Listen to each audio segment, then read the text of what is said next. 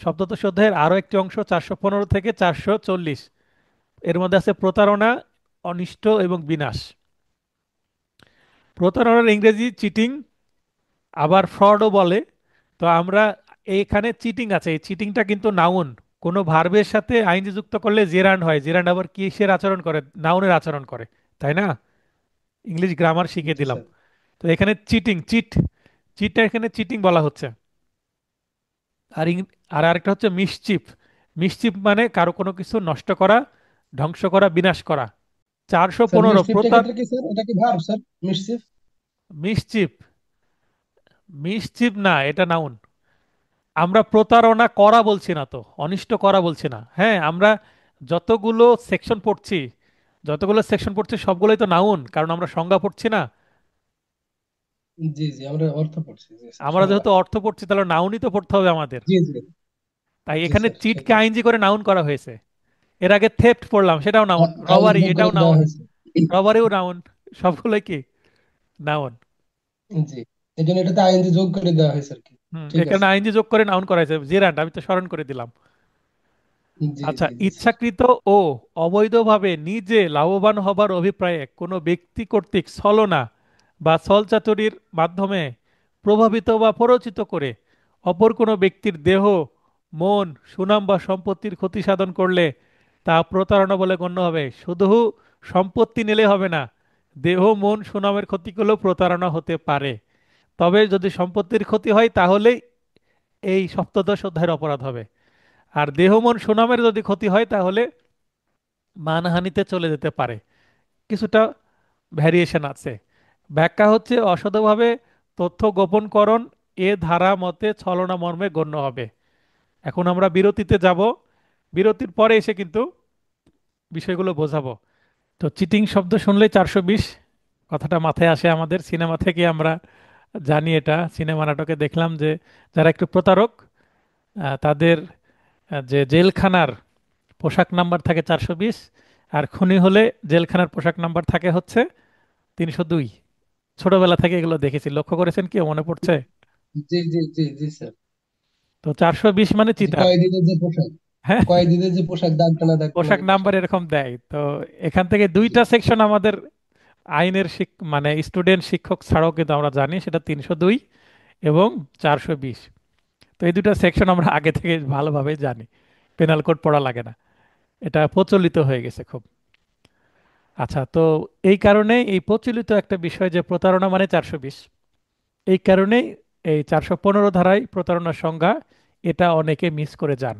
আর এই জায়গাতে ফাঁদ তৈরি হয় আইনের, এমসিকিউ শিক্ষার্থীদের জন্য, বার কাউন্সিলের। এটা ভুল করে দেখবেন যে এখান থেকে প্রশ্ন আছে।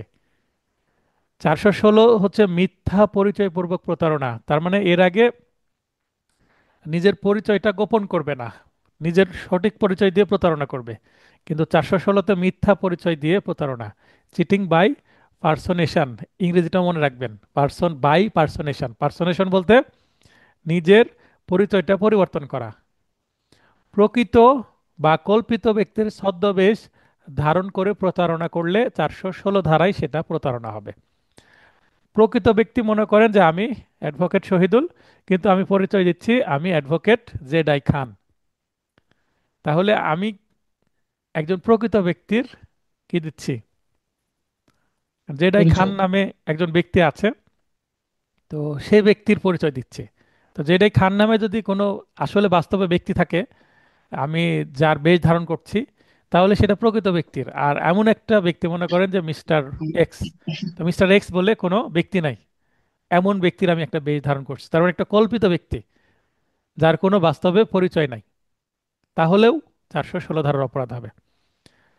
417তে হচ্ছে 415 ধারায় বর্ণিত উপায়ে প্রতারণা করলে, মানে 415 ধারায় যদি প্লেন কোনো চিটিং হয় তাহলে 1 বছর সাজা। তার মানে 415 ধারায় বর্ণিত প্রতারণার সাজা 417তে আছে। যদি প্রশ্ন আসে প্রতারণার সাজা কত ধারায় আছে, উত্তর হবে 417 ধারায়। শুধু যদি বলে প্রতারণার সাজা কত ধারায় আছে, 417 ধারায়। প্রতারণার সংখ্যা কত ধারায় আছে, 415 ধারায়। বারবার কিন্তু বলছি, সতর্ক করছি, কারণ এই জায়গাতে ভুল হয় সবার। 418 রক্ষক যখন ভক্ষক অর্থাৎ দায়িত্বশীল ব্যক্তি কর্তৃক প্রতারণার শাস্তি, অর্থাৎ এর আগে আমরা দেখলাম যে চাকর কর্তৃক আত্মসাৎ করছে এরকম। তো এমন একটা ব্যক্তি যাকে বিশ্বাস করে দায়িত্ব দেওয়া হয়েছে, সে দায়িত্ব পালনকারে যদি তার মালিকের সাথে প্রতারণা করে, এরকম সিচুয়েশন হলে 3 বছর। 419, 416 ধারায় বর্ণিত উপায় ছদ্মবেশে প্রতারণা, অর্থাৎ 416তে যে পার্সোনেশন দেখলাম, ছদ্মবেশের মাধ্যমে মাধ্যমে যদি প্রতারণা করে তাহলে সেটা 3 বছর। ছদ্মবেশ না থাকলে 17তে 1 বছর, ছদ্মবেশ থাকলে 3 বছর। এরপরে আমরা আসি সেই কাঙ্ক্ষিত সেকশন 420, প্রতারণা ও সম্পত্তি সমর্পণ করার জন্য অসাধুভাবে পরিচিত করার শাস্তি অনূর্ধ্ব 7 বছর সশ্রম বা বিনাশ্রম কারাদণ্ড প্লাস অর্থদণ্ড। 420 ধারাতেই প্রতারণার মামলা বেশি হয়, কারণ এখানে সাজার পরিমাণটা বেশি। তবে 420 ধারায় অপরাধটা বেলেবল সেকশন, সহজেই জামিন পাওয়া যায়। এখানে বোঝার উপায় কি, প্রতারণা কি জিনিস আমরা বুঝতে পারি যে হ্যাঁ, চিটার কে সহজে আমরা বুঝতে পারি তার অ্যাকশন থেকে। প্রথম দিকে সে ভালো, ওই যে একটা কথা আছে না, চোরের মায়ের বড় গলা। হ্যাঁ, জি জি জি স্যার। এরকম একটা কথা আছে। এবং আরো একটা কথা আছে কি, যে অতিভক্তি চোরের লক্ষণ। অতিভক্তি চোরের লক্ষণ, তাই অতিভক্তি চোর বলতে এখানে কিন্তু প্রতারণার লক্ষণ। আপনি যখন বেশি আপনাকে লোভ দেখাবে, এখানে প্রতারণা একটা আছে। এবং যারা লোভে পতিত হয় তারাই কিন্তু প্রতারণার শিকার বেশি হয়, তাই না? জি স্যার। স্যার এখন তাহলে মনে স্যার এই করেন, 420 ধারাটা কি স্যার, স্যার জামিন যোগ্য না ওই সহজে পাওয়া যায় স্যার, সেটা অ্যাডভোকেটের উপর নির্ভর করবে স্যার, না জামিন যোগ্য এই ধারাটা? এটা জামিনযোগ্য বেলেবল সেকশন। আপনি আচ্ছা আচ্ছা। শত কোটি টাকার, মনে করেন যে 500 কোটি টাকারও যদি প্রতারণা করেন, তাও দাঁড়ালেই জামিন, বেলেবল সেকশন। আচ্ছা। এটাও নন বেলেবল করা দরকার নাকি? আচ্ছা। হ্যাঁ হিসাবে তাই স্যার, অনেক ক্ষেত্রে হয়তো। তো এখানে 420 ধারা মানে সাধারণ প্রতারণা এবং 420-এর মধ্যে একটু সামান্য পার্থক্য আছে, সেটাই বুঝিয়ে দিচ্ছি। দেখেন, দুইটা জায়গা আমি হাইলাইট করেছি, একটা প্রতারণা ও সম্পত্তি সমর্পণ। হ্যাঁ, আমি শেষ করি তারপরে জি ব্যাখ্যা দিচ্ছি। জি জি স্যার। মুক্তারুল ভাই কি বলবেন বলেন। স্যার 406টা আবার নন অ্যাভেলেবল কেন হইলো স্যার, ওইটার ঘটনা কি? 406 হচ্ছে নন বেলেবল। 406, 7, 8, 9 মানে বিশ্বাসভঙ্গের যে সেকশন একটু আগে আমরা পড়লাম, সবগুলোই নন বেলেবল। 406 হচ্ছে 3 বছরের সাজা, কিন্তু নন বেলেবল। 406, 420 ধারার যদি মামলা হয়, 420টা বেলেবল, সাজা বেশি। 406 নন বেলেবল, সাজা কম। সাদা- হুম, ওইটাই তো বলতেছি আর কি। আপনি বিশ্বাস ভঙ্গ কেউ করলে বিশ্বাসঘাতকের শাস্তি বেশি হওয়া দরকার, কিন্তু শাস্তি কম, কিন্তু নন বেলেবল। মানে বিশ্বাসঘাতকতা করছে, তাকে যদি বেল দেওয়া হয় সে আবার পালাবে। এই কারণেই মনে হয় বুঝতে নন পারছি বেলেবল। স্যার। ঠিক আছে। তো বেলেবল নন বেলেবল এই জিনিসটা আপনি বুঝতে হলে সিআরপিসির যখন আমরা তফসিল পড়াবো, তখন এই প্রশ্নটা করবেন। ঠিক আছে। কারণ ঠিক বেলেবল আছে কি স্যার। নন বেলেবল সেটা সিআরপিসির তফসিল 2 আছে, সেটা আমাদের এখানে আলোচনার বিষয় না। তারপর আমি একটু এক্সট্রা তথ্য দিয়ে দিচ্ছি। আপনি যেহেতু প্রশ্ন করছেন, ঠিক। সামান্য ব্যাখ্যা দিয়ে দিই। মনে করেন যে বিশ্বাসভঙ্গ করে, তার সহজে বিশ্বাসভঙ্গ করার প্রবণতা আছে। তার মানে বিশ্বাসভঙ্গ অপরাধটা খুব সহজে করা যায়। আপনাকে বিশ্বাস করে একটা সম্পত্তি রাখলো, আপনি সেটা দিলেন না, মানে এই অপরাধ করতে সামান্য পরিশ্রম করা লাগে না। বুঝতে পেরেছেন? জি স্যার। তো বুঝতে পারছি। বিশ্বাসঘাতকতা যেহেতু করেছে, তাকে একটু জেলে রাখতেই হবে। মামলায় কি হচ্ছে পরে দেখা যাবে, আগে ভেতরে রাখো। বুঝতে পেরেছেন? তো এই যে 1 সপ্তাহ বা 1 মাসের যে হাজতে থাকা, এটাই তার জন্য কি প্রাথমিক শাস্তি। এবং এই ভয়ে মানে সে এক কথায় মুনাফেক বিশ্বাসঘাতকতা করবে সহজে না। ভালো হবে না। হ্যাঁ, এই কারণে সে বিশ্বাসঘাতকতা করবে না নন বেলেবল ভেবে। আর যে প্রতারক, জি জি। আহ, তাকে যদি বেলও দেন তাও প্রতারণা করবে, বেল না দিলেও প্রতারণা করবে। বুঝতে পেরেছেন? মানে কিছু ইন্টারন্যাশনাল চিটার থাকে না, জি স্যার। সে করবে। তাই এটা নিয়ে মাথা ব্যথা না, তবে এটাও বেলেবল করা উচিত। এখন আমরা 1860 সালের আইন পড়ছি, প্রতারণার ধরন অনেক চেঞ্জ হয়ে গেছে, এখন ডিজিটাল যুগ। তো এইগুলো অনেক কিছু পরিবর্তন হওয়া উচিত, পেনাল কোডের অনেক জায়গায় পরিবর্তন আসা উচিত। এবং 2018 সালে ইন্ডিয়ান পেনাল কোড, যেটা আইপিসি, আমাদের পেনাল কোডের নাম কিন্তু বাংলাদেশ পেনাল কোড না, জাস্ট পেনাল কোড 1860। দণ্ডবিধি 1860। আর ইন্ডিয়ানটা হচ্ছে ইন্ডিয়ান পেনাল কোড, আইপিসি। সেটা 2018 সালে লেটেস্ট অ্যামেন্ডমেন্ট করা হয়েছে। সেই অ্যামেন্ডমেন্টে বেশ কিছু পরিবর্তন আসছে।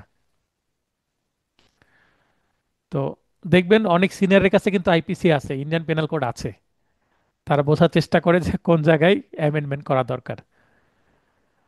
আচ্ছা, তাহলে আমি পড়ছিলাম 420, 420-এ সাধারণ পার্থক্য, মানে 415-র সাথে 420-এর পার্থক্যটা কি? 415 বলছে সাধারণ একটা কি প্রতারণা, আর 420-এ প্রতারণার সাথে মানি লেনদেন থাকবে, একটা লেনদেন থাকবে অর্থনৈতিক, সম্পত্তি অর্পণ।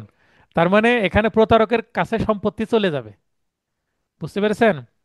মনে করেন একজন জি প্রতারণা জি করলো যে ভাই আমাদের একটা নতুন, আমরা মাল্টিপারপাস মাল্টিপারপাস কিছু কোম্পানি এনজিও খোলে, হ্যাঁ, তাদের কাজ কি? বলে আমাদের কাছে আপনারা সঞ্চয় করেন, 1 লক্ষ টাকায় প্রতি মাসে 2,000 টাকা করে দিব।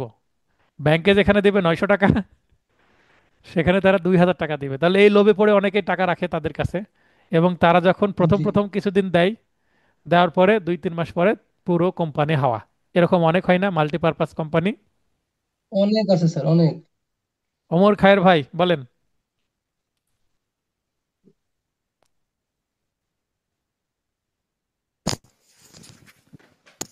স্যার আসসালামু আলাইকুম। হ্যাঁ, ওয়ালাইকুম আসসালাম, বলেন। এই যে বললেন যে স্যার প্রতারণাটা প্রতারণা তো প্রতিনিয়ত হচ্ছে, সব জায়গায় হইতেছে এখন। হচ্ছে। সব জায়গায় তো কোর্ট কাছারি তো যেন সব জায়গায় হইতেছে স্যার। পেনাল কোডে আমরা প্রতারণার প্রতারণার বিচার মামলায় করতে সবচেয়ে যাই, আমরা বেশি। নিজেরা প্রতারণার শিকার। হ্যাঁ জি স্যার, সেটাই, প্রতারণা তো হচ্ছেই। তো প্রশ্নটা প্রতিনিয়তই। কি সেটা বলেন। না, প্রশ্নটা এটাই স্যার। এই প্রতিনিয়ত যে বলতেছেন প্রতারণা প্রতারণা তো আমরা প্রতারণার শিকার, আমরা অ্যাডভোকেট হতে স্যার বিভিন্ন ভাবে দেখতেছি।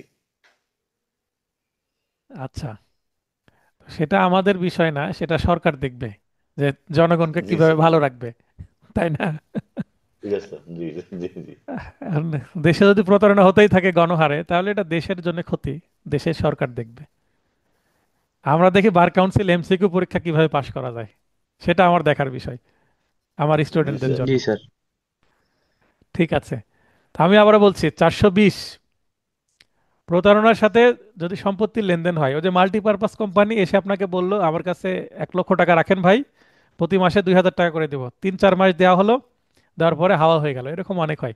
তো এটা 420 ধারে হবে, কারণ সে টাকা নিয়েছে। আর আপনার কাছে এসে মাল্টিপারপাস কোম্পানির একজন এসে বললো আমাদের কাছে আপনি 1 লক্ষ টাকা রাখেন, 2,000 টাকা দিব। আপনি এখনো দেননি, দেওয়ার উপক্রম হয়েছে, এখনো টাকা দেননি, টাকা না দিলে জাস্ট এটা প্রতারণা হবে। তখন 415 ধারার অপরাধ, 417-তে সাজা হতে পারে, কিন্তু 420 না। কিন্তু যখন টাকা আপনি দিয়ে দিবেন, মানে অর্থনৈতিক লেনদেন হয়ে গেছে, জাস্ট মানি না, অন্য মাধ্যমেও লেনদেন হতে পারে। হ্যাঁ, সম্পত্তি সমর্পণ, সম্পত্তি বলতে শুধু নগদ টাকা না, অন্য টাকাও হতে, অন্য মাধ্যমেও হতে পারে। কামরুজ্জামান ভাই বুঝতে পারছেন? জি স্যার, জি স্যার। তার মানে বা প্রতারণার সাথে ল্যান্ড টাকা যখন ছাড়া সাবমিট করতে করতে অর্থনৈতিক পারে। পারবেন লেনদেন না। জড়িয়ে যাবে, তখনই জি সেটা 420। ঠিক আছে, মানে প্রতারণা সফল আচ্ছা হয়ে গেলে আচ্ছা। 420 হয়ে যায়, সফল না হলে 417, জি জি 18, জি। 19। এতটুকু আচ্ছা। মনে রাখবেন তাহলে হবে, এত জি ডিপে স্যার। যাওয়ার দরকার নাই। আমি যতটুকু বললাম এটাই শেষ কথা না, আরো কথা আছে, কিন্তু এমসিকিউ এর জন্য এত ডিপে যাওয়ার দরকার নাই। আমরা আইন নিয়ে গবেষণা করতে আসিনি, এমসিকিউ পাশ করার ব্যবস্থা করতে এসেছি। ঠিক আছে, জি তো স্যার। এতটুকু মনে জি স্যার, রাখলেই তাহলে আমরা মনে কনক্লুশন রাখবো করবেন আশা করি। প্রতারণার সাথে সম্পত্তি সমর্পণ। হ্যাঁ, সম্পত্তি সমর্পণ করবে কে? ভিকটিম প্রতারককে সম্পত্তি দিবে। উদাহরণ দেখলে আরো ক্লিয়ার হবেন, জি জি। এতটুকু মনে রাখলে। এখানে 420 ধারায় কিন্তু বিয়ার একটা আরো গল্প আছে, আপনি সেটা পড়ে নেবেন, কিন্তু আমার এতটুকু হলেই হবে, এই দুইটা পয়েন্ট হাইলাইট করে দিয়েছি, আন্ডারলাইন করে। ঠিক আছে, এরপরে 425, মনে করেন 420-এর কিছু উদাহরণ দিই। একজন এসে বললো ভাই আমাকে 5 লক্ষ টাকা দাও, তোমাকে আমি পাসপোর্ট করে দেবো, ভিসা করে দেবো, সৌদি আরব পাঠিয়ে দেবো, ভালো একটা কোম্পানি চাকরি দেবো। কিন্তু শেষে আর সে ভিসা দিতে পারলো না। তাহলে এটা কি হবে? 420। বাস্তবে এই ধরনের প্রচুর মামলা হচ্ছে না? জি জি। জি স্যার, জি। চারশো প্রতারণা আমার পঁচিশ হচ্ছে। আরো একটি ডিফারেন্ট কাইন্ড অফ অফেন্স।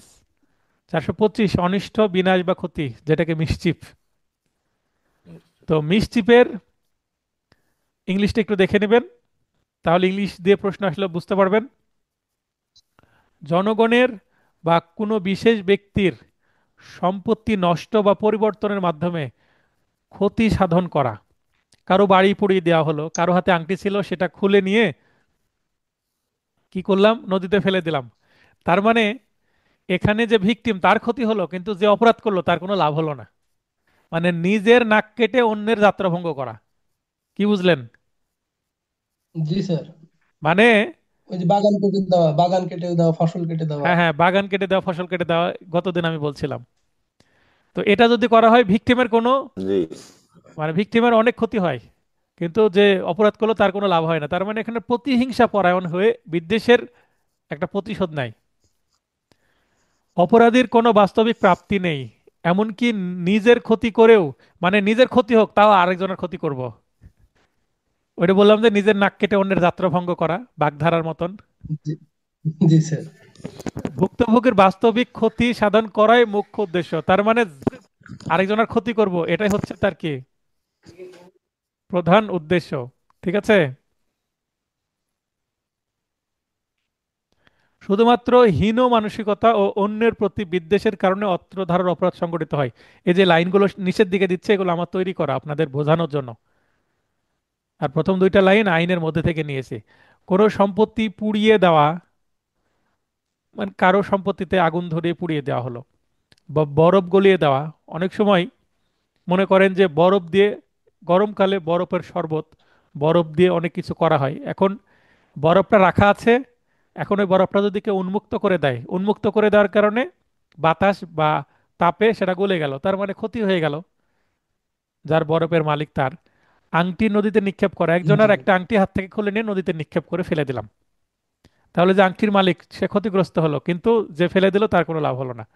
নিজের সম্পত্তির ক্রো কাড়াতে তার ধ্বংস করে, মনে করেন একটা সিভিল মামলা হয়েছে, সিভিল মামলা হয়েছে আমার বিরুদ্ধে, আমি বিবাদী, আমি মামলায় হেরে যাব, এবং হেরে গেলেই সম্পত্তিটা আরেকজনের হয়ে যাবে। এখন ওই সম্পত্তিটা আমি যদি ধ্বংস করে ফেলি, নিজের সম্পত্তি ধ্বংস করা হচ্ছে, তারপরেও কিন্তু এই ধারার অপরাধ হবে, কারণ সম্পত্তি ক্রো খাওয়ার ভয় করছি। বিমার টাকা পেতে কোনো জাহাজ যানবাহন নিজেই ক্ষতিগ্রস্ত করা। মনে করেন কোনো কার বা কোনো জলযান, জাহাজ, শিপ বিমা করা আছে, নিজে যদি ক্ষতিগ্রস্ত করে, তাহলে সেটা যদি জানতে পারে তো বিমার টাকা তো পাবেই না, 425 ধারার অপরাধ হয়ে যাবে। কোনো গৃহপালিত এজমালি, এজমালি হচ্ছে যৌথ মালিকানাধীন সম্পত্তি, পশু মেরে, মনে করেন যে একটা গরু আছে, এই গরুটা 7 জন মিলে ক্রয় করা হয়েছে। অনেক সময় কোরবানির ঈদের সময় 7 জন মিলে গরু কোরবানি দেয় না ভাই? জি জি জি জি, সাত ভাগে, সাত ভাগে বলা হয় আর কি। হ্যাঁ, 7 ভাগে কোরবানি দিল। এখন একজনের রাগ হয়েছে খুব, সে রেগে গেছে এবং তার টাকা পয়সা আছে, সে বাকি 6 জনকে ক্ষতিগ্রস্ত করার জন্য নিজে গরুটাকে বিষ খাইয়ে মেরে ফেললো। তার মানে নিজের অংশটুকু তো গেলেই, মনে করেন 20,000 করে ভাগ দিয়েছিল, নিজের 20,000 গেল, বাকিগুলোরও চলে গেল। তাহলে এটাও কিন্তু এই ধারার অপরাধ হবে। নিজের ক্ষতি হচ্ছে কিন্তু অন্যেরও ক্ষতি করব, উদ্দেশ্য আমি অন্যদেরকে বিপদে ফেলা, অন্যদেরকে ক্ষতিগ্রস্ত করা। তাহলে হীন মানসিকতার একটা পরিচয়। তারা মেরে ফেলে। শস্য ক্ষেতে গবাদি পশু প্রবেশ করে দিয়ে, মনে করেন একটা ধানের ক্ষেত আছে, একটা ভুট্টার ক্ষেত আছে, তার মধ্যে একটা গরু আমি ঢুকিয়ে দিলাম, গরু কিছু ফসল খেলো, কিছু পা দিয়ে মারিয়ে ক্ষতি করলো। বুঝতে পারলেন? ওই পশুটা যদি নিজের হয়, জি ওই পশুটা যদি নিজের হয় তাও এই ধারার অপরাধ হবে। যদি অন্যের পশু হয়, যে রাস্তা দিয়ে একটা পশু যাচ্ছিল, অন্যের পশু আমি দিয়ে দিলাম, তাহলে আমার উদ্দেশ্য কি, ফসলের মালিকের ক্ষতিগ্রস্ত করা, মালিককে। ইত্যাদি উপায়ে অনিষ্ট, বিনাশ বা ক্ষতি সাধন, মিসচিফ সংঘটিত হতে পারে।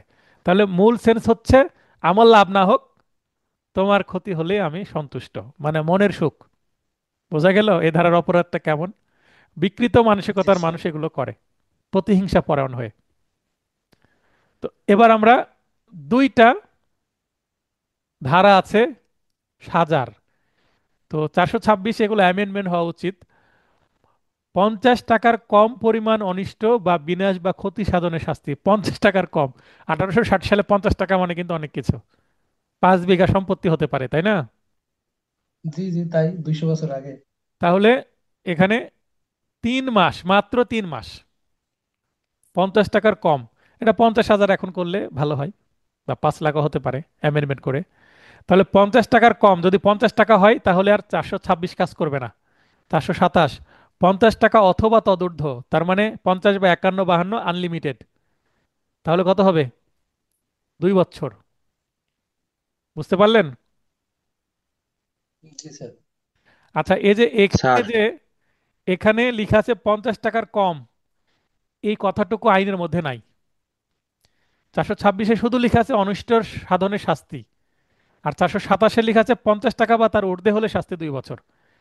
তো 426-এ লেখা আছে অনিষ্ট সাধনের শাস্তি কত, 3 মাস। 427-এ লেখা আছে 50 টাকা বা তদূর্ধ্ব শাস্তি কত, 2 বছর। তাহলে বোঝাই যাচ্ছে যে 50 টাকার কম হলে 426 যুক্ত হবে। এটা কি বুঝতে পারলেন আমার কথাটা?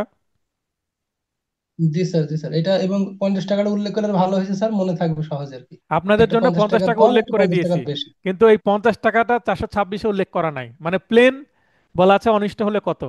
তার মানে টাকার পরিমাণ যদি উল্লেখ না থাকে বা 50 টাকার কম বলা থাকে তাহলে 3 মাস, আর টাকার পরিমাণ যদি উল্লেখ করে যেটা 50 বা তার বেশি হয় তাহলে 427, 2 বছর। ক্লিয়ার? জি স্যার। তো এর আগের একটা ব্যাচের এক ছোট ভাই প্রশ্ন করেছিল যে স্যার 426-এ 50 টাকা তো উল্লেখ নাই, 50 টাকার কম আপনি কোথায় পেলেন? তো ক্যালকুলেশন করে পাওয়া গেছে, সেটা আজকে ব্যাখ্যা করে দিলাম, ঠিক আছে? আচ্ছা, ঠিক আছে। স্যার এরপরে, একটা প্রশ্ন ছিল স্যার। হ্যাঁ অবশ্যই। কোন সম্পত্তি পুড়িয়ে, কোন সম্পত্তি বলতে পুড়িয়ে স্যার এখানে ঘর বাড়িও স্যার বোঝাচ্ছে। সম্পত্তি বলতে যেটার মূল্য আছে, অর্থনৈতিক মূল্য আছে, যেটা টাকা দিয়ে কেনা যায়। কোনো মানুষ পুড়িয়ে ফেললে মানুষের কিন্তু মূল্য নাই, মানুষকে কি কেনা বেচা হয়? না স্যার। এখন একটা গরু যদি পুড়িয়ে মারে তাহলে এটা সম্পত্তি, গরু একটা সম্পত্তি যদিও প্রাণ, তারপর এটা একটা সম্পত্তি। বুঝতে পেরেছেন? তো বাড়ি ঘর যদি পোড়ায় বুঝতে তাহলে বাড়ি পারছি। একটা সম্পত্তি না, বাড়ির একটা মূল্য আছে না অবকাঠামোর? জি জি স্যার, বুঝতে পারছি। আচ্ছা, আমরা পড়ছি সপ্তদশ অধ্যায়, সেটাই কন্টিনিউ হচ্ছে 441 থেকে 462 বি। এই সেকশনগুলো পড়লে আজকে ক্লাস শেষ হবে। অপরাধমূলক অনধিকার প্রবেশ। তাহলে অনধিকার প্রবেশ করবে কোথায়? মানুষের শরীরের উপরে কি প্রবেশ করা যায়? মানুষের শরীরের উপরে যদি অনধিকার প্রবেশ করে সেটা তো রেপ হয়ে যেতে পারে, তাই না? জি, অ্যাটেম্প টু রেপ জি, হতে পারে। তার মানে এখানে শরীরের উপরে প্রবেশ না, প্রবেশ হচ্ছে সম্পত্তির উপরে। মজা করে বললাম, মাইন্ড করা কিছু নেই। আচ্ছা, ব্যাংকিং কোম্পানির ক্ষতি সাধন। তাহলে 441 অপরাধমূলক অনধিকার প্রবেশ, ক্রিমিনাল ট্রেসপাস। তাহলে অনধিকার প্রবেশ, এখানে প্রবেশ বলতে আমরা কোনো কিছুতে কোনো জায়গায় যাওয়া, প্রবেশ করা। তো এই প্রবেশ করার ইংলিশটা এখানে ট্রেসপাস বলা হচ্ছে, আর যে প্রবেশ করে তাকে বলে ট্রেসপাসার। পাস বলতে যাওয়া, সেখানে ট্রেসপাসার, তাহলে ক্রিমিনাল ট্রেসপাসার। আচ্ছা, অনুপ্রবেশ 2 ধরনের হতে পারে, একটা ক্রিমিনাল, একটা ক্রিমিনাল না করে ভুলক্রমে প্রবেশ করতে পারে, একজন আরেকজনের সম্পত্তিতে ভুলক্রমে সরল বিশ্বাসের তো প্রবেশ করতে পারে, পারে না? জি স্যার, কামরুজ্জামান পারে। ভাই। জি স্যার, পারে স্যার, অবশ্যই। আচ্ছা, সংজ্ঞায় বলছে ভীতি প্রদর্শন, অপমান বা বিরক্তির মাধ্যমে অপরাধ করার উদ্দেশ্যে বা বিনা অনুমতিতে অন্যের সম্পত্তিতে প্রবেশ করাকে অপরাধমূলক অনুপ্রবেশ বলে। অর্থাৎ একজন যে আরেকজনের সম্পত্তিতে জোর করে হোক বা বিনা অনুমতি নিয়ে প্রবেশ করবে, তো প্রবেশ করার পিছনে তো একটা উদ্দেশ্য আছে, প্রবেশ করে তা দাঁড়িয়ে থাকবে না হাত গুটিয়ে, তাই না? জি, কোনো অপরাধ করতে পারে বা তাকে ভয় দেখাতে পারে বা তাকে অপমান করতে পারে, তার মানে কোনো অ্যাক্টিভিটিস করবেই, অনুপ্রবেশ করে অন্য কোনো অপরাধ সংগঠন করবে, এটা হচ্ছে উদ্দেশ্য। আর এটা হচ্ছে সে অনুপ্রবেশের সংজ্ঞা। নেগেটিভ উদ্দেশ্য নিয়ে যাচ্ছে, হ্যাঁ, নেগেটিভ উদ্দেশ্য নিয়ে যাচ্ছে। হ্যাঁ, অন্যায় করার উদ্দেশ্যেই যাচ্ছে সেখানে, ঠিক আছে, এটাই জি, তার উদ্দেশ্য। তো এটা আমাদের একটু মাথায় রাখতে হবে। আচ্ছা, এরপরে 442 অনধিকার গৃহে প্রবেশ। তারা এর আগে তাহলে 441 এটা গৃহ বাদে, মানে ওপেন প্লেসে, কারো পুকুরে, কারো ফসলের ক্ষেতে, কারো মাঠে, কারো বাগানে প্রবেশ।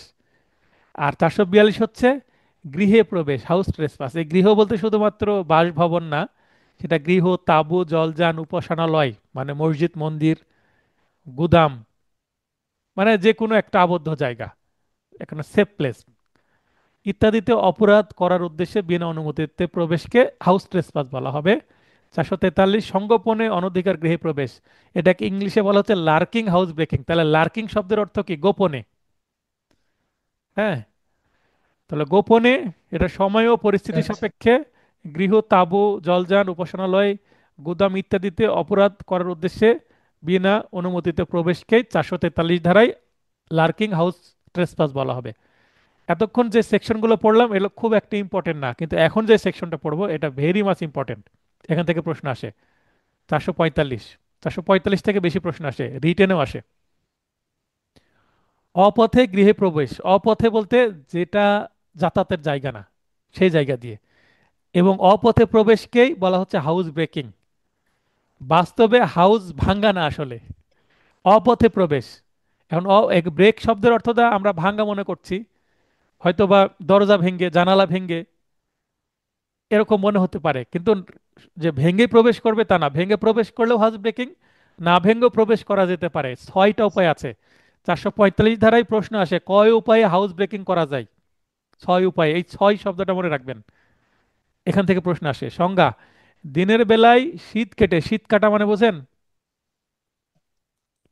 জি স্যার, শীত কাটা আমাদের গ্রাম বলতে অঞ্চলে আগে হয়েছে স্যার। এই যে ঘরের বাইরে ছিদ্র করে, সুড়ঙ্গ করে সুড়ঙ্গ সুড়ঙ্গ ভেতরে করে প্রবেশ স্যার। করা, মানে সুড়ঙ্গ কেটে প্রবেশ, আন্ডার জি স্যার। পাস, তাই না?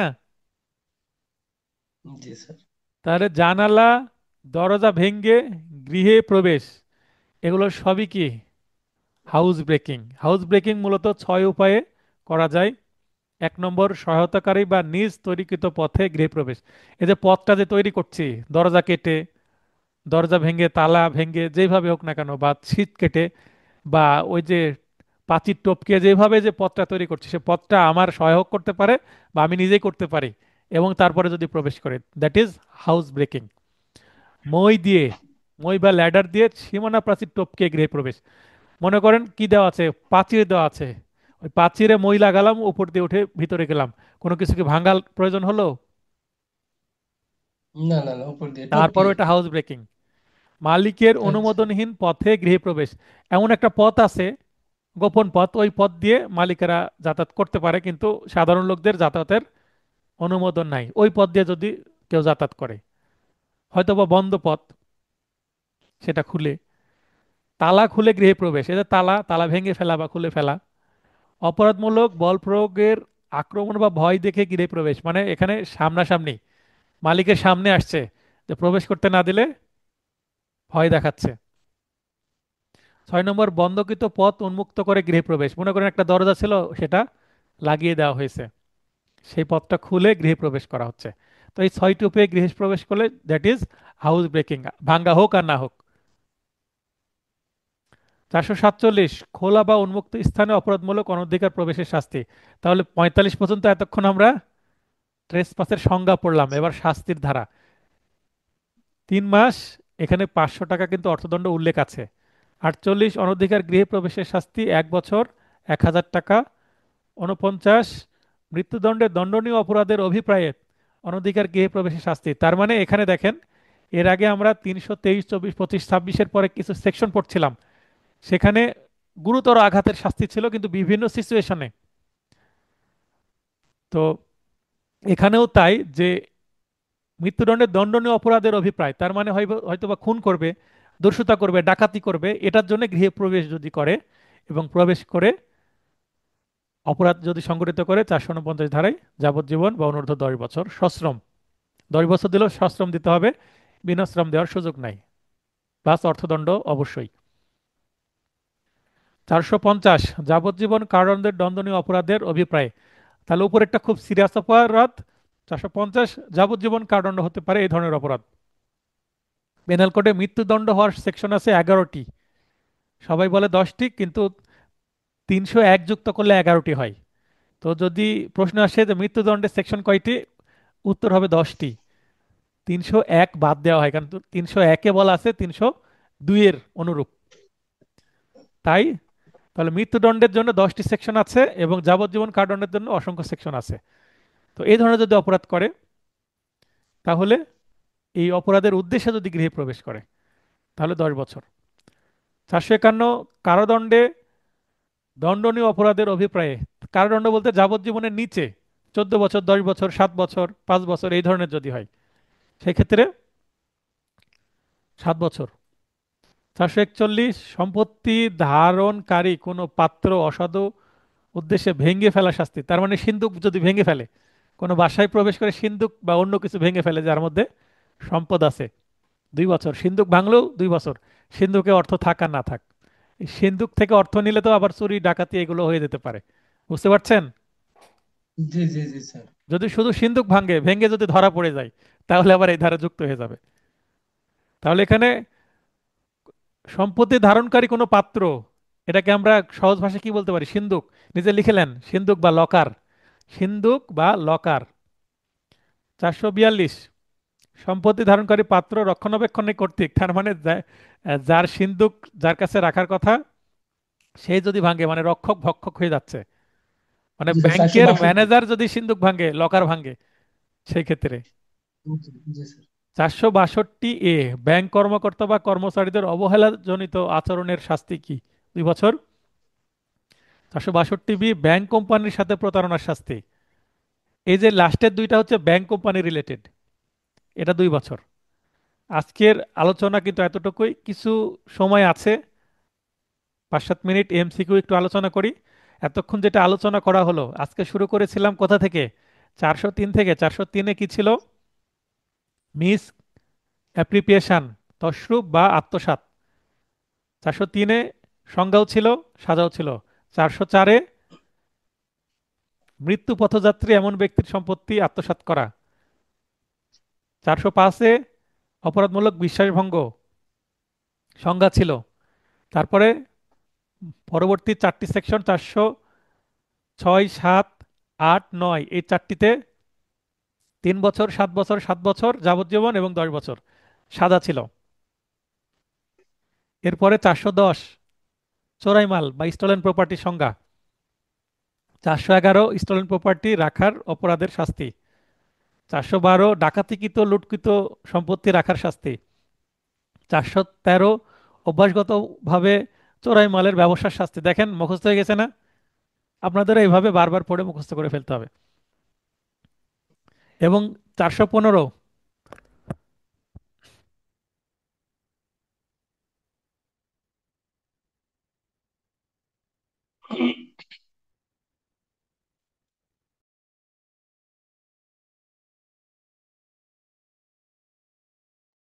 হ্যাঁ, নুরুদ্দিন ভাইকে লাইন আসার সুযোগ দিয়েছে। নুরুদ্দিন ভাই। আসসালামু আলাইকুম হ্যাঁ, ওয়ালাইকুম আসসালাম, বলেন। স্যার। আমাদের কিন্তু স্যার এরকম ওই যে আপনি যে বললেন যারা আর এই যে শাস্তি এরকম যদি স্যার ভিডিও দিতেন তাহলে স্যার অনেক ভালো হতো, এটা মস্ত হয়ে যেত কিংবা বুঝতে আরো সহজ হতো। একটা বিষয় কি ভাই, মনে করেন যে আমি আপনাদের সামনে কলা দিয়ে দিয়েছি, তা কলাটা একটু ছিলেও খেতে পারবেন না? জি স্যার, তা তো অবশ্যই। আমি বলে দিচ্ছি, এই যে এই ভিডিও না স্যার। যখন দেখবেন আপনি নিজে একটু নোট করে নেন। এই নোটের প্রথমে কি দেওয়া আছে?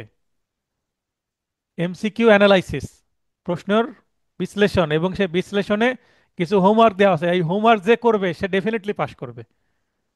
এই যে 8 প্রকারের যে এমসিকিউ এর প্রশ্নের বিশ্লেষণ করেছি ভাই, সেখানে পরামর্শে হোমওয়ার্ক দেওয়া আছে 8 প্রকার। এই হোমওয়ার্ক যে প্রপারলি করবে 7টা আইনের, সে পাস না করে যাবেই না। এখন আপনি পরিশ্রম করবেন না এবং পাশের আশা করেন কিভাবে বলেন? আপনি বলছেন এটা একটু দ্রুত ভিডিও করে দেন আলাদা করে। তা আমি যদি কলা ছিলেও আপনাকে খাওয়াই দিই তাহলে হবে? একটু নিজে পরিশ্রম করেন ভাই। না স্যার, আর শীত সেগুলো শীত স্যার করব আমি, করছি তো। সময় আছে। আমি সেগুলো করব কখন? যখন আর সময় নাই আপনার কলা ছিলার, তখন আমি আপনার মুখের মধ্যে দিয়ে জোরে জোরে দ্রুত খাওয়াই দিব, মানে শেষের 1 মাস। সেগুলো আমার ব্যাকআপ প্ল্যানে আছে। আমি কি বোঝাতে পারলাম? মাইন্ড করলেন আর নাকি এর কারণ ভাষাগত? হচ্ছে স্যার, হ্যাঁ। আমার না না ভাষা না শুনে না কি না মাইন্ড না করলেন স্যার। নাকি? জি না, জি না স্যার। কারণ হচ্ছে এরকম অনেক ভিডিও স্যার ইউটিউবে দেখি তো। আপনার দেখা গেছে যে এই ধারাগুলা শাস্তি সংজ্ঞা এভাবে আর কি বলে দে, তো এরকম ভিডিও গুলো আছে। নিজের একটা ভিডিও তো মানুষ আছেই, তো আমার ভিডিও কেন চাচ্ছেন? তার ভিডিওগুলো দেখে নেন। আপনাদের আচ্ছা একটা ঠিক আছে। বিষয় সতর্ক করি, যারা একসাথে 2 বা 3টা কোচিং এ পড়াশোনা করবেন, তাদের বিপদ আছে। একসাথে দুই লায়ে পা, মানে না দুই না স্যার। নৌকায় পা দিতে হয় না। অনেকে আছে হয়তোবা কোচিং 2টা করছে, আবার অনেকে আছে কোচিং আমার কাছে করছে, আবার ভিডিও অনেকের দেখছে। আপনি ভিডিও দেখতে পারেন, কিন্তু একটাকে বেসিক ভাবে ফলো করতে হবে, প্রধানভাবে। আমাকে যারা ফলো করছেন নির্দ্বিধায় ফলো করতে পারেন, যারা ইউটিউবে দেখছেন অথবা আমার কোচিং করছেন, অন্য কিচ্ছু লাগবে না। আপনি আমাকে ফলো না করে অন্য কোনো জায়গায় কোচিং করছেন, যে কোনো একটা যদি আপনি সঠিকভাবে কোনো টিচারের গাইড ফলো করেন, যে কোনো একটা মেন্টরকে বিশ্বাস করে তার সাথেই লেগে থাকেন, আপনি পাস করবেন। কিন্তু আপনি আজকে এর ভিডিও দেখছেন, কাল ওর ভিডিও দেখছেন, এগুলো করতে গেলে আপনার সময় নষ্ট হবে। আচ্ছা, এখন আমরা এই যে কিছু এমসিকিউ পড়বো, দেখেন। ওয়াই এর কর্মচারী এক্স জনসাধারণের চলাচলের রাস্তায় একটি আংটি কুড়িয়ে পেয়ে নিয়ে যায়, এক্স এর অপরাধ কি? এখানে ওয়াই এর কর্মচারী, আচ্ছা ওয়াই এর কর্মচারী হোক আর এক্স প্রধানমন্ত্রী হোক সেটা ম্যাটার না। তার মানে এই যে এইখানে প্রথমেই ওয়াই এর কর্মচারী, এই শব্দটুকু দিয়ে আপনাদের কনফিউশন তৈরি করার চেষ্টা করেছে। জি স্যার, জি স্যার, প্রবলেমেটিক হয়ে গেছে। তার মানে এটা একটা কনফিউশন তৈরি করার চেষ্টা করেছে, ওয়াই এর কর্মচারী এক্স, এতটুকু থাকলেও যা, না থাকলেও তাই। বুঝেছেন? তাহলে জি রাস্তায় জি কুড়িয়ে পেয়ে নিয়ে যায়, দেন নিয়ে গেলে তো তরশরূপ হবেই, তাই না? নিয়ে গেলে কি হবে? জি স্যার। তসরুপ তশরূপ স্যার। হবে, ঘ হবে উত্তর। 403-এ আমরা পেলাম, কারণ এটা কুড়িয়ে জি পেয়েছে, তার মানে দৈবভাবে পেয়েছে। তো এইভাবে বেশ কিছু প্রশ্ন আছে। আর আমি যেটা বলছিলাম যে 415। স্যার, প্রশ্ন স্যার ভালো করে না পড়লে যে খুব মুশকিল। কালকে একটা প্রশ্ন স্যার আপনি এরকম দিয়েছেন, দুই একটা হ্যাঁ, প্রবলেমেটিক। হ্যাঁ, হ্যাঁ। আমি স্যার এই যে মানে দেহ সম্পত্তি রক্ষার্থে কয়টি ক্ষেত্রে মৃত্যু ঘটানো যায়, হুম। স্যার আমি ওটা শুধু দেহ রক্ষার্থেই পড়েছি স্যার, দিয়ে আমি 6টি মেরে দিয়েছি স্যার। কিন্তু কিন্তু ওই যে 10টি হবে। সম্পত্তিও আছে স্যার সাথে, 10টি হবে স্যার। তো এগুলো তো প্রশ্ন ফাঁদ, ভালো করে না পড়লে তো খুব মুশকিল স্যার। এগুলো তো ফাঁদ আমার। আমি বলেছিলাম যে সব পুরো সম্পূর্ণ প্রশ্ন পড়তে হবে, 4টা অপশনই পড়তে হবে, তারপর উত্তর করতে হবে। বুঝেছেন? পড়ার জি সময় স্যার, তাড়াহুড়ো জি করা স্যার। যাবে না। আচ্ছা, 10 নম্বর প্রশ্ন দেখেন। নোটের 66 পেজ, 68 পেজ, 10 নম্বর প্রশ্ন। চিটিং এর সংজ্ঞা পেনাল কোড 1860-এর কোন ধারে আছে? জুডিশিয়ারি 2007, জুডিশিয়ারি 2019, তারপরে বার কাউন্সিল 2012, বার কাউন্সিল 2022। ভাই 4বার আসছে এটা, কেন আসছে? এই দেখেন কতে কি দেওয়া আছে, 420। কতে কি দেওয়া আছে? 420। 420। সবাই 420 পূরণ করে। শুরু, যে শুরুতেই ফাঁদ। তাহলে প্রশ্ন কিন্তু সহজ, প্রশ্ন সহজ, কিন্তু এটা জি একটা স্যার। ফাঁদ। আর আমি বারবার সতর্ক করলাম, এবং আমার এই ক্লাসে যারা আছে আশা করি এই প্রশ্নের উত্তর কারো ভুল হবে না। 415 ভুল হবে কি? না স্যার, না স্যার, জি তাহলে এই প্রশ্নটা কেন রিপিট করে? ওই যে 420 মাথার মধ্যে আসে ছোটবেলা থেকে, চিটিং মানে 420, জি। অন্য কিছু কেউ দেখে না। কারণ তারা কি, আমি যেভাবে নোটটা তৈরি করেছি এভাবে পড়ে না, শুধু এমসিকিউ পড়ে অনেকেই চলে যায়। তো আপনি যদি এমসিকিউ পড়েন, চিটিং এর সংখ্যা কত ধারে আছে? 415। চিটিং এর সংখ্যা 415, 10 বারও যদি এমসিকিউ পড়ে যান, আপনি তো বুঝবেন না। আর এমসিকিউ তো মুখস্থ থাকে না ভাই বেশি দিন। তাহলে এমসিকিউ আমরা লাস্টে প্র্যাকটিস করব, কিন্তু এখন আমরা মূল জিনিসগুলো জেনে রাখি, তাহলে আপনাকে আটকাতে পারবে না। কারণ এমসিকিউ হুবহু না আসলে আপনার উত্তর করা টাফ হয়ে যাবে। অনেকেই শুধু বিগত সালের এমসিকিউ পড়ে যায়। বিগত সালের এমসিকিউ ভাই 30টাও কমন আসে না। তাহলে নতুন যে 70টা আসবে সেগুলো কোথা থেকে পাবেন? তাহলে মূল নোট, এই যে ফাউন্ডেশন নোট যেটা আমি পড়াচ্ছি, সেটা যদি আপনি আয়ত্ত করতে পারেন ভাই, 80টার উপরে কমন পাবেন গ্যারেন্টি। তো ঠিক আছে, সবাই ভালো থাকবেন। সবার সুস্বাস্থ্য কামনা করে ক্লাসটি শেষ করছি। শুভরাত্রি। জি স্যার।